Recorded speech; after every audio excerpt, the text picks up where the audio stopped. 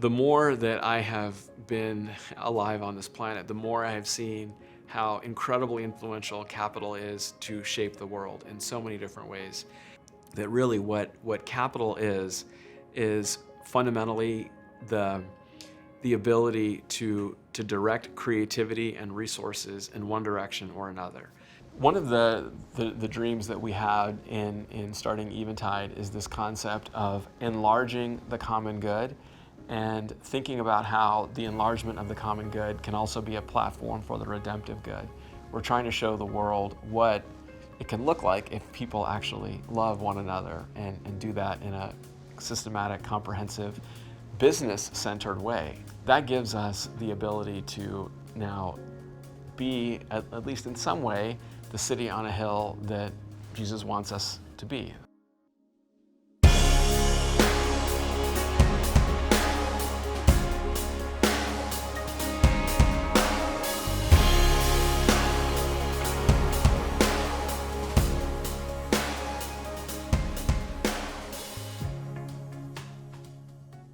Proverbs chapter 11, it says, when the righteous prosper, the city rejoices.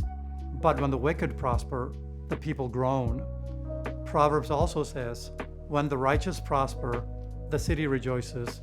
And when the wicked are defeated, there are shouts of joy.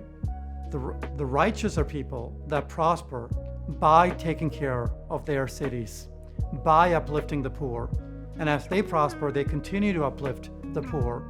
Whereas the wicked are people that often prosper through exploitation. As the wicked are prospering, the people are groaning because the wicked are people that are hurting the poor in the city.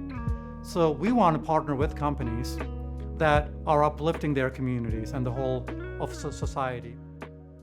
So in February 2021, in our normal course of business, we were analyzing companies in the solar and clean energy space, and we started to see headlines linking forced labor in China to some solar companies, and that really caused immediate alarm. And we did about 3 months of research, intensive research across the spectrum, from the solar supply chain to the greater context of oppression of the Uyghur people in Xinjiang in China. And we began to really engage the industry, starting with companies, starting with CEOs and leaders. The industry really wasn't aware of this. And further, they certainly didn't have a solution. And so what we wanted to do was lend our voice as investors to this critical resource, solar energy, this critical technology, and educate the market on, one, here's how forced labor is wrapped into the supply chain. Two, here's the broader context of oppression. We wanted to appeal to people so that they would really understand that this isn't sort of a traditional forced labor situation. It's instituted by the government that is massive in scale. And then three, provide a solution. So we've developed a market-based solution that transitions the supply chain away from forced labor, starting with companies that you would buy from if you wanted to buy a solar panel, and then gradually working all the way down to the raw materials. The thesis of Eventide is that investing is ownership, and that ownership confers ethical responsibility to the owner for the actions of the company. And so we therefore want to avoid things that are harming individuals. We want to avoid activities that are taking advantage of people. And then we want to celebrate and pursue wholeheartedly companies that are blessing the world, that are adding value to the world, that are promoting the global common good. So we were praying about what we should do in terms of how do we help Christians invest money. And there were just principles that we saw in the Bible. And one of the principles that we saw was avoiding ill-gotten gain. Proverbs 1 has a whole passage about avoiding ill-gotten gain and not sharing a purse with people that plunder. So early on, we created a kind of an avoidance list. So we said, okay, these are definitely problem areas.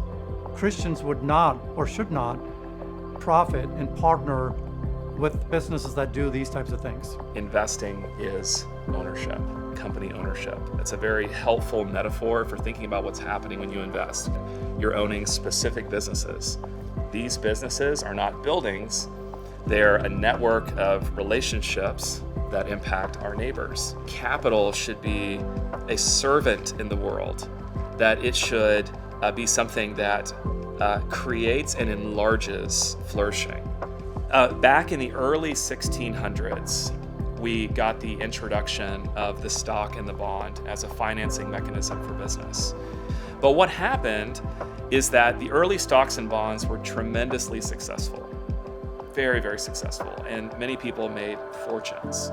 And word about the fortunes of those early investments spread very rapidly.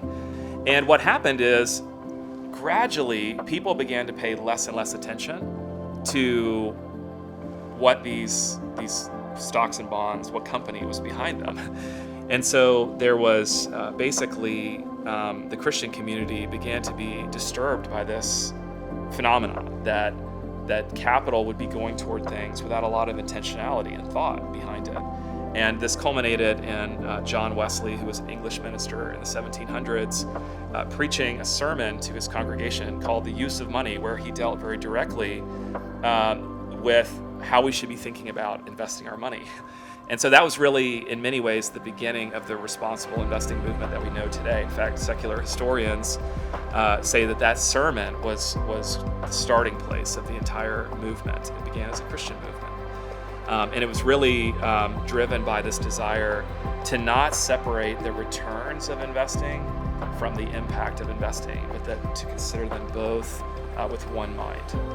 I think one of the things that stands out in the Eventide culture is that the reason we are gathered together and working together is to pursue a sense of calling or a mission together.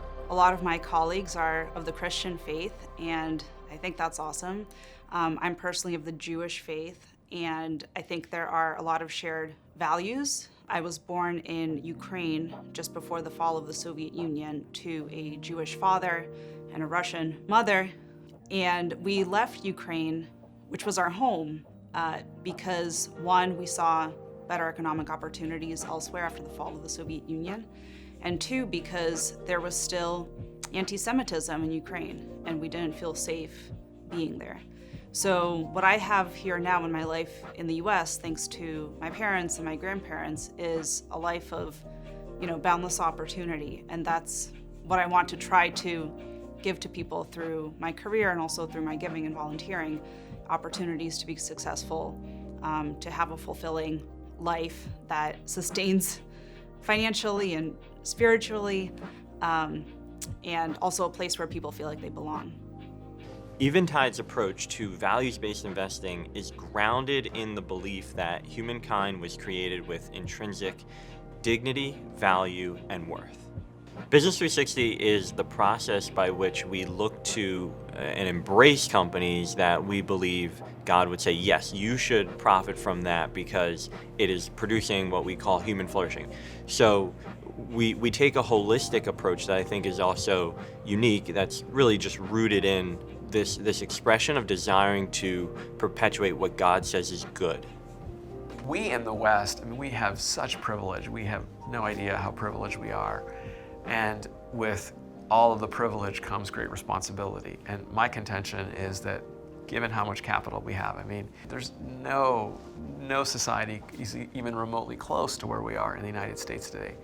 And so how is it that we don't view that as a privilege, as an opportunity to take that wealth, the talents that God has given us, and deploy that to serve others in ways that are in keeping with our fundamental mandate to love our neighbor?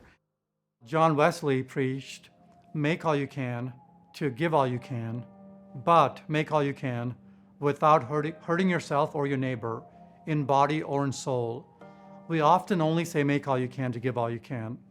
But the other side of that equation is how you make your money, how you go about conducting business. What are the types of businesses we even start? Even going back to the book of Genesis, when God creates, He calls good over and over the thing that He creates. So if He created us in His image And if work is given to us even before the fall happened, question is, what types of work, what types of businesses, and what type of investing should we be engaging in? We're really coming up against an industry of finance that has been trained to think about things according to the story of the world.